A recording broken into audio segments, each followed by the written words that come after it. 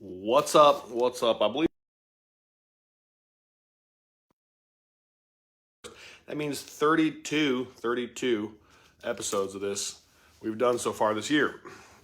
That's pretty sweet. Consistency's rad. I like it pretty well. So, I made an observation of myself last night that I have this weird tendency sometimes to sit and question how I'm feeling, whether or not what I'm feeling is right, good, all that other stuff. And I listened to this affirmation video that I shot the other day, or not video, but song or whatever that we recorded the other day with me and my producer Treg. And I put it on while I was in the shower, and I was just like, literally like moved to tears. I know this sounds weird because I'm not trying to like float my own boat, but I was like moved to tears by some of my own words and hearing them played back to me, realizing the power that I didn't even think that they had. The impact that my own words were actually having on me and potentially other people. What's up, guys? And one of the things I said in that, and I did it with no takes, no script, no written anything, just started talking. And one of the things I said is that, God is love and love is God. And God is in me. Therefore, I am love. And I will bring love to everything I do in every situation and all of creation. And I cannot fail with God within me. What's up, Jamie? So it was a massive little wake-up call for me. Like, I literally was moved to tears. Like, I was like sobbing in the shower because I had it playing while I was getting showered up. And like, it made me realize like how important it is to bring that fucking energy to everything I do. Like, love the things I do. Stop acting like it's like a chore. Stop acting like getting up in the morning is a chore. Stop acting like anything I fucking do is a chore, man. I've been having the hardest time, like real vulnerability, real honesty, about dragging myself the fuck up out of the bed to the gym. Still. But I do it because it makes me feel better. But I was like, holy shit. I'm just looking at it the wrong way. I'm still filtering the world through these negative lenses. Now, I think we're always going to struggle with that to a point. But what's interesting about it for me is as I was sitting there listening to this thing in the shower, I was like, man, there's so much to do. I don't want to have to fucking do all this. Even though after the gym. And I heard some of my own words and it just shifted my perception so slightly that I barely noticed it, but I was being really conscious of my internal state. I was being really, really honest with myself, and I was like, holy shit, man, I'm actually pretty excited to do all this stuff. And it brought to my attention that, that there is both sides of that in me, that I am love, and what's the other side I always say? Fear. I'm fearing doing these things as if it's not going to work. I don't know how to define it, but it just makes me not want to do shit. And thanks, Chris, man. There's a lot of practice that's gone into it. 32 times so far just this year I practiced, and that's only on Facebook. If you count TikTok, it's probably around 40-something. And it's just something that comes more and more natural the more you do it. So if you want to do speaking, if you want to do more live videos and things like that, the trick is, man, is that nobody can debate your expertise and who you are. And if you talk about what gets you ticking and what gets you excited, man, it's hard to shut up. At least for me it is. But that's an example. Like, I bring, even when I'm nervous, I like to bring love to the table in these things. And I like to pray a prayer that's pretty consistent most of these times and just say, God, I give you my mouth, speak to your people. And I extended that this morning and I said, God, I give you my body, I give you my soul, I give you my mind and my spirit. Please use me for the good of your people. And I realized that, as I was listening to something else the other day with Eric Thomas that was really hitting me hard, is like the difference between self-sacrifice and self-gratification. All right? When we sacrifice things that matter to us to give to the world, it changes us. But when we take, like, for lack of a better term, when we take from the world to gratify ourselves, we change the fucking world. And not in a good way. What's up? Awesome. All my favorite people in here this morning. Good job. I love y'all. And for the only real true display of self-love, in my opinion, and also in one of my coach's opinions, is self-investment. All right, now, well, let's define investment here, all right? Investment is to put things into something, understanding that you will get a greater return, okay? That only happens when you're willing to take a risk. And we read that out of that book the other day, that nobody that doesn't take risks they don't get anything.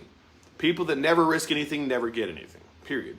And because that book has been so awesome, I've loved doing it so much, I almost want to go grab it and just read another page out of it again, because it's been so fire. Every time I've done that, it's always been on point for it. But like, let's just really like explore this concept of like bringing love to the table with everything. Somebody's pissing you off, love them. And don't love them to shine them on. Love them because they fucking need it. Because if they're purposefully fucking with you, they need love. All right? They need to feel accepted and cared for and a sense of significance in another person. And you can give that to them by not being a fucking asshole back. Okay? If somebody's being an asshole to you and they're not doing it intentionally, give them love, because if they're not doing it intentionally, likelihood is that they're feeling some type of way. Okay? Let's say they're not being an asshole when you really take the time to examine it and you're just getting irritated because you're feeling pissed off about something. You're feeling some type of way. Give yourself some love so that you can approach that new situation or that person that doesn't deserve your ire or anger with a different perspective. And this is what it's about when I'm talking about these kinds of things, to communicate with the intention of understanding and comprehension, of meeting a mutual understanding. Now, that doesn't mean active listening. It doesn't mean you just sit there and only listen. It means you converse with somebody so that you demonstrate understanding of what they're talking about. And that's real fucking love. Have you ever had a conversation with a friend before and you're just feeling some type of way, and at the end of it they're like, man, it sounds like you're feeling da-da-da-da, and I can understand that. That would really frustrate me too. But I'm here for you. And just takes the time to acknowledge your feelings, tell you that they're valid, that there are feelings, but they're valid, and that they're here for you if you need anything. It's like it hits different than when you're talking to somebody and you can tell they're just waiting for their turn to talk. Now, I'm guilty of that a lot because I can't shut the fuck up all the time. It's really hard for me. It's hard for me. My mouth wants to shoot off, but that's what I got to get me under control. Yeah. Look, here's the thing. Anger is a drug. So is happiness. I think that love and truth are synonymous. I think that love and respect are synonymous. And I think that if it's truthful, if it's loving, if it's respectful, it's peace. Real, like what we should really be aiming for is peace of mind.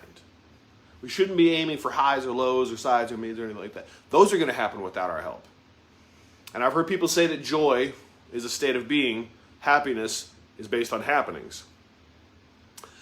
I'm going to repurpose the term joy to say, again, love. To fill my heart with the understanding that the world is perfect as it is. Even though it seems full of injustice and hatred and anger. That literally every one of those things that we see that's hatred and anger and injustice is an opportunity for us to show the opposite instead of turning around and bitching about it. If I see something that bugs me and then I spend an hour and a half bitching about it, I literally took that energy and fucking foisted the same negative energy on somebody else. But if I spend 20 minutes, 5 minutes doing something meaningful to change my internal state or to change the situation that I'm having a problem with, it's amazing how quickly that energy changes, how quickly the conversations change. When you start doing that, you'll notice that the conversations between your people change. The people you're having conversations with change. And the people who you even fuck with will fuck off or show back up. They'll, as Lacey likes to put it, blend in or bond out. All right? And so, again, let's approach everything in our life with love. Because literally, greatness made you, therefore greatness is in you. God is love. And anything that is of love is of God. And anything that is not of love is not of God. Therefore, we can assume, via basic deduction of logic there, that anything we do that's not motivated by love, no matter how difficult it is to do in those moments, is not of God. And here's the thing I need you to understand. Just because you're giving somebody love doesn't mean you're always going to feel good about it. But that's why peace of mind That's why love is peace of mind, because when you're done, you don't spend hours ruminating on what a piece of shit you were. You don't spend hours ruminating on what you could have said to be more angry or more hurtful or whatever the fuck. Because you know you acted in your own best interests. When I stopped responding to my haters on TikTok, I found so much peace of mind. And even better, when I stopped responding to them negatively and started responding to them positively. And it happens on Instagram too. Literally, somebody came onto my Instagram the other day and I was like, look, another thing that everybody's fucking saying, just because you have a phone doesn't mean you have any wisdom to share, bro. Cool, man. Awesome. Well, I'm sorry you're going through whatever you're going through. I hope you figure it out. Big love, though. And then I went to his profile, checked it out. He makes dope beats. I loved a couple of his posts and told him he should do more of it. I really meant it, too. I really meant all of it. And like, what are you going to say back to that? How fucking dare you say something caring and supportive about me after I just tried to derail your positive outlook? I mean, literally, there's nothing you can say that's not going to make it painfully obvious that it's you that's the problem if you're responding to something like that. And if I respond with anger and hatred, aren't I just fucking giving that energy back and putting more of that negativity out in the world? At least that's how it seems to me. Two negatives don't make a positive. I mean, I don't know how math works very well, but not in real life, it don't. I love y'all. Today, find a situation that's fucking pissing you off. Real bad. It can be anything. I don't care what it is. And look at it top down. Separate yourself from it. Look at it from a bird's eye view. And ask how love could solve the situation. And then attack it with that. And I promise you, I don't know, attack it with love, but I promise you if you do that, you will see that situation move quickly. Even if that's something so simple as forgiveness.